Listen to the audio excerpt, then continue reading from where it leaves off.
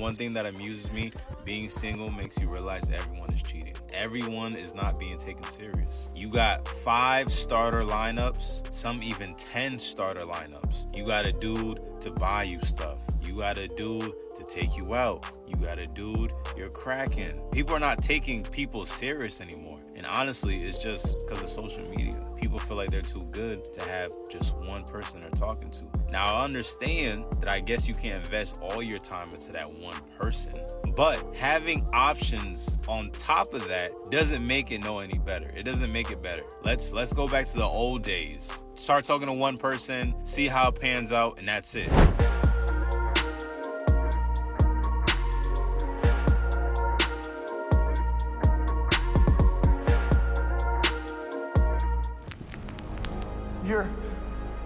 You are?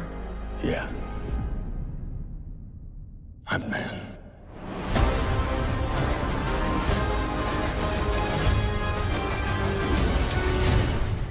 I said it before and I'll say it again. There are no wives left. There are plenty of women and girlfriends possibly, but there are no wives left. And I say that because it just gives, we're in a hood rat era. They're online talking about how they don't cook. They're online talking about how they don't clean. They're online, they don't want no kids, but yet they're twerking all day. They're VIP bottle rats. It's like that's all we're seeing. And it's like, these are the behaviors that they're gonna teach your future daughters. Why are y'all expecting money from men who y'all aren't giving anything to? I mean, ass or cash. I mean, y'all gonna have to make some decisions pretty soon. I mean, it's just seeming like men are cooking more, they're cleaning, they're doing everything by themselves. It's kind of like women are becoming obsolete because it's like, what do you have to offer?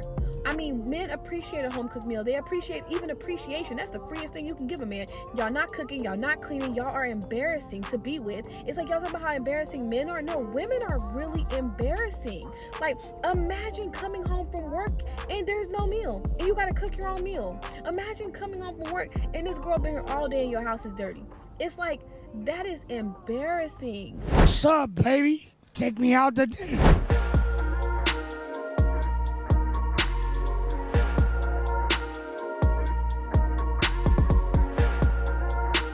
She said it plain. There are no wives left. Not saying women don't exist, not saying there aren't girlfriends, companions, or partners, but the wife, the woman who builds, nurtures, holds down the home, feels like a dying breed. And she's not wrong. We're in an era where being a hood rat is celebrated like a lifestyle brand. Women online bragging, I don't cook, I don't clean, I don't want kids, but somehow they do want your money, your protection, and a ring on their finger. Meanwhile, men are coming home from work, cooking their own meals, doing their own laundry, paying for everything, while the woman spent all day on TikTok, twerking for likes, calling it confidence, and expecting to be treated like royalty for zero contribution. Let's be real, a man doesn't need a princess who sits around waiting to be served. He needs a partner, someone who brings peace, not just drama, who offers appreciation, the freest thing in love, who can make a meal, keep a space clean, and build a home, not just occupy one. Because if you bring nothing, you become optional. And when men realize they can outsource cleaning, cook better than you, and get more peace alone, why marry up? This isn't about forcing roles. It's about value. If you don't want to cook, fine. If you don't want kids, okay. But then what do you bring? Emotional warmth? Loyalty? Support? Or are you just another expense with a phone addiction? And to young girls watching this behavior, you're learning that attention equals worth. But one day, the likes stop, the youth fades, and the man you expected to carry you, he'll ask, what did you ever do for me? So yeah, she's on point. A wife isn't a title, it's a role, an energy, a commitment to build, not just consume. And if you're not offering anything, don't act surprised when men stop asking. Girls are sneaky. Let me tell you one of the ways that we are sneaky. Let's say you are in a public space, party, club, bar, restaurant, mall, sidewalk, beach. Anyways, you're in a public space and there are men approaching. Let's say you're standing right here, right here, looking this way, and there are men coming here, just normally passing by, and your girl does this. Or she just suddenly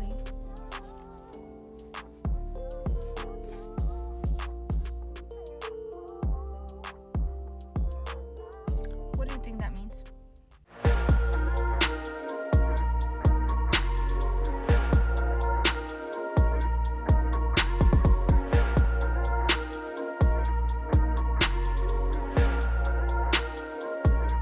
She's out with you. Then she glances across the room and suddenly, hair flip, strap adjust, smooths her skirt, fixes her lip gloss. She saw someone she likes, or at least finds interesting, and her body responded before her brain could stop it. A glance, a spark, a little ego boost. And now she's making sure she looks good in case he looks back. And yes, if you're the guy she's with, you should notice. Not because she's plotting to leave you for that stranger, but because it tells you something real. Her attention isn't fully on you. Now, does one look mean she's done with you? No. But it means she's still on the market emotionally, still checking, still comparing, still hoping someone might want her more. But if you're dating someone who can't keep her eyes or hands off other people, ask yourself, am I the choice? I think the worst feeling as a man is to be in love with a girl thinking she's all innocent and she'll never do these certain things that hoes do, only to find out that she's been doing it and she's still doing it.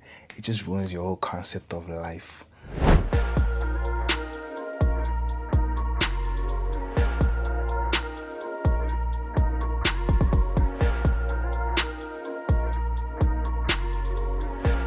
The worst feeling as a man, it's not being rejected. It's not even heartbreak. It's realizing the woman you loved, the one you thought was different, pure, loyal, has been doing the very thing you believed she'd never do. And worse, she's still doing it. You didn't catch her in a moment of weakness. You didn't find out she made a mistake once. No. You discover she's been living a double life all along, smiling at you like everything's fine, while making choices behind your back that prove she never respected you. And the pain isn't just about betrayal, it's about time. All the moments you protected her, the trust you gave freely, the future you built in your head now feels like a lie you were tricked into believing. So yeah, this is why you don't rush. This is why you test, observe, and pay attention. Not with suspicion, but with clarity. Don't ignore red flags because she's cute or says the right things. See how she acts when no one's watching. Notice who she looks at, how she handles temptation, whether she values loyalty or just convenience. And if she fails the test, walk. I know it hurts. I know you want to believe in her, but your peace is worth more than someone else's comfort. I've been married for 3 years.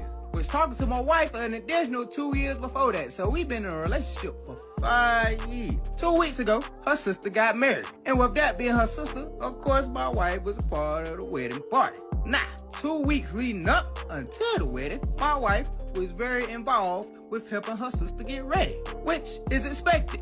That's your sister, you want to make sure her day goes right. So, she had been spending a lot of time with her. Now, 3 days before the wedding, Wednesday and Friday, my wife took off from work. She was already off on the weekend, the wedding's on Saturday. So she took off from work Wednesday to Friday, those 3 days, and stayed at her sister's. Stayed at her sister's the whole time. I didn't see her. I ain't seen her since Tuesday. So, Saturday come, the day of the wedding, I decide I'ma go over. Surprise my wife. I ain't seen her in days. I ain't seen her since Tuesday. I want to see her. I want to greet her. I'm going to go over there and surprise her before the wedding. I get over there. My wife sees me through the window. I see her. She told her brother to come out and speak to me. Now, I thought that was a little weird, but her brother said, hey. I said, hey. He said, hey, she'll be out to greet you. Don't come in. Now, I thought it was a little weird, but cool. I just want to see my wife. So, she comes out to the car, greets me with a kiss. I'm thinking we finna catch her and have a good time. She tells me I shouldn't be there. Okay. Then she also says, hey, if you still coming, you might hear some things about me and the best man. I want you to know about 4 years ago, we had something going on. Now I'm stunned to speak. It's just all hit me at once. She said, I know you can kind of be jealous. So beforehand and before you hear from anybody, I want to go ahead and tell you that something happened there, but it's nothing no more. But I did want you to know that. Still too stunned to speak, I ain't say nothing. She got out, left. I went to go get some lunch, because it's still early, still before the reception and everything. So, I went out to eat, and I thought about it 4 years ago. Maybe she slipped up. Because like I said, we've been together for 5 years, so I was like, maybe she slipped up with the timeline. She didn't mean 4 years ago. A lot of stuff going on. So, I didn't want to think about it too deep. 4 years ago, she was acting kind of weird. Riding the phone, doing things she don't usually do. And she went on 2 camping trips with coworkers. She went on 2 camping trips with coworkers. But I try not to let this eat me up, because I can't admit, I am a jealous person. And I don't want to ruin the reception. I don't want to ruin the wedding, so I don't feed too deeply into it. Now, I show up. Wedding goes fine. I'm scanning through the people to see the best man. I'm just trying to see what was going on. My wife comes to me after the pictures and everything. It takes a while, but they take pictures and everything. And she lets me know that they got to dance, her and the best man. And I said, why you can't dance with the guy you was paired up with? Apparently, the maid of honor and the guy she's paired up with are married, so they would like to dance together. So she's gonna dance with the best man. Now, try not to let that affect me, especially after the news that I got. So I try to be okay with it. The best man comes over and greets me. I don't tell him to F off like I want to. I just shake his hand. Nice to meet you. Text my wife. They go dance. Nah, I didn't watch them take my wife away. I probably couldn't handle that. And I also can admit I get angry when I drink. So I didn't even drink either. I ain't watched them walk away. And I didn't have me anything to drink. Because I know I had to control myself. So they dance. They come back. And I guess my greeting that I gave them was a little too cordial. Because that didn't veer him off like I thought. He sat down and started having a conversation with my wife. And they kicking and up, cackling like the best of friends. Like they got so much to catch up on. So, after a few minutes of them talking, I get up, go to the bathroom, I leave. I come back, he's going. My wife said that was mighty rude of me. I ain't have to get up and leave like that. She's ready to go. I done ruined her evening. She said she's gonna go change, and when she comes back, we can leave. Now I told her, hey, don't let me ruin it for you. I guess by the look on my face, I look bad, but I haven't done anything. I said, look, I'm down to stay here and have a good time. You don't have to leave because of me. Then she said, no, I want to leave. So she goes to the bathroom, changes clothes, come back, talk to me. I say, listen, you can stay. And if you think I'm rendering you for having a good time, I can leave. Or, yeah, I drove myself. I can leave. Or we can leave together if that's what you would feel. Or I can stay. If help you out, we'll stay. So we agreed to stay. She goes off to talk to more of the guests, have fun. I sit down and I talk to her brother for a little while. But by the end of the night, I'm talking to her grandma, and we done talk majority of the night. Now, me and my wife both leave at the same time. I get home before she do. But when she come in the door, I'm sitting on the couch because I'm ready to talk. It's talking time. I ask her, hey, retell that story. She says, about 4 years ago, her and the best man had a little something going on. So I asked her, are you sure about the time frame? She says, yes, I'm sure. So I remind her that we have been together for 5 years. So with that being 4 years ago, we were a year well into our relationship. Now, I don't even know if I can elaborate this correctly because I did not expect for her to say what she said, but I will try. She said, no remorse, no sadness, no guilt, no denying. She said, I know. So I asked her to explain. She said her and the best man used to work together and they were physically intimate. Now, there weren't any feelings involved and she had no intentions on leaving me. She just wanted to have some fun for a few weekends. Now, I don't think I took it the way she thought I would because that started an argument. Yeah, it started an argument. We went back and forth for a while. And she said that was before we were married. We are married now. We love each other. We have a good life and I should just let it go.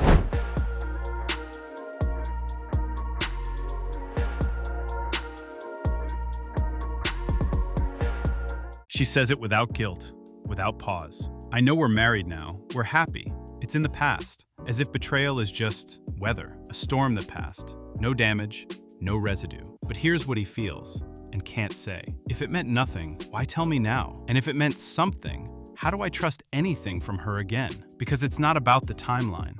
It's about the tone. No remorse. No sense that this cuts deep. Just a casual confession, like she's admitting she ate his leftovers. And that's the pain. Not just that it happened, but that to her, it wasn't a big deal. Imagine being with someone who could walk away emotionally while still sleeping in your bed, who made a choice, conscious or not, to be with someone else, and then act surprised when you're hurt by it years later. Love isn't just loyalty during marriage. It's loyalty in the time before, too, especially when you're building something real. And yeah, people have pasts, but some things don't stay buried. They grow roots, and one day, they rise up. Not to destroy the relationship, but to ask, do we really trust each other? So no, it's not about punishment. It's about honesty. And if the truth lands like a knife, maybe it wasn't the secret that broke him. It was the calm with which she handed him the blade. I'm sorry, but Gen Z men are gonna die alone. I was texting this guy and I was telling him like music is one of the most important things to me. And so he asked me what my favorite song was and I sent it to him and he was like, oh, I didn't like it. I could barely get through the first minute. I had to turn it off. Thanks, you're blocked now. The fuck? Like, y'all do not know how to speak to women. Why would you say that? And I know y'all's dads and y'all granddads were some dogs, but they knew how to speak to women. They knew how to talk to them. They were liars and cheaters, but clearly they knew what the fuck they were doing because they had like 5 different families. Y'all need to do some consulting because y'all not getting bitches this way. I'm sorry.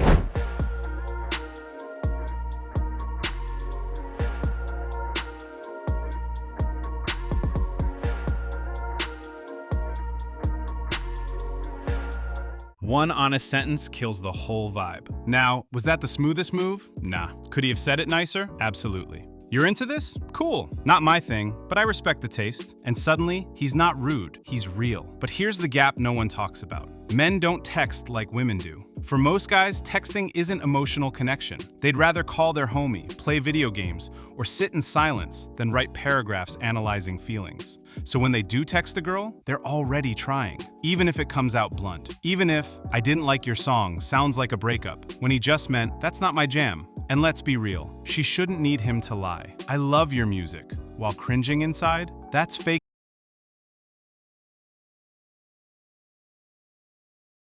dressed up as game. But also, no, men don't need lessons from grandpas who cheated but knew how to flatter. We don't want more liars. Girls be like, "Oh my God, I'll never buy a nigga nothing." We know, flat purse. We know you can't even afford dinner. That's why you begging everybody to take you outside. Who want to take me out to eat? I'm so hungry. Who wants to hang out? I'm bored. We know, flat purse. You could never. Goodbye.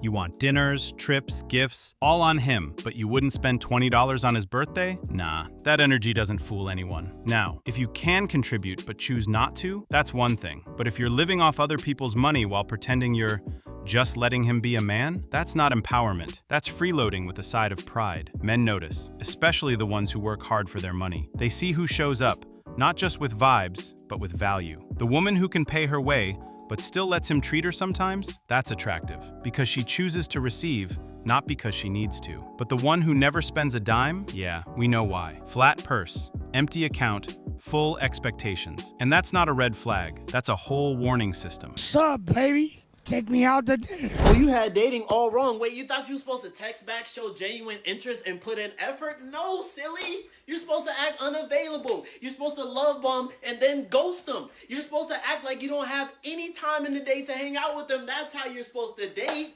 Come on now.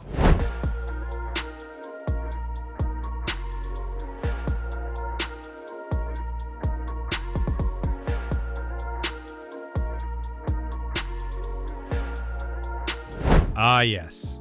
You've got dating all wrong. You thought you were supposed to text back, show genuine interest, put in effort? Silly. The real game? Act like you're one text away from boarding a private jet to Monaco. Love bomb for 3 days, 100 texts, voice notes, "you're the one" energy, then ghost like you died mid-sentence. Say you're too busy to hang out, but post gym selfies every 12 minutes, because nothing says "I'm emotionally available" like making her feel lucky for a 5-word reply. And don't forget, if she asks why you vanished, tell her she was too eager, even though you haven't said 2 full sentences since you met. This isn't dating, it's emotional poker, and the winner is whoever cares the least, or at least pretends to. Meanwhile, actual connection, mutual effort, being kind just because? Oh no, that's for suckers who want love. We're out here playing games.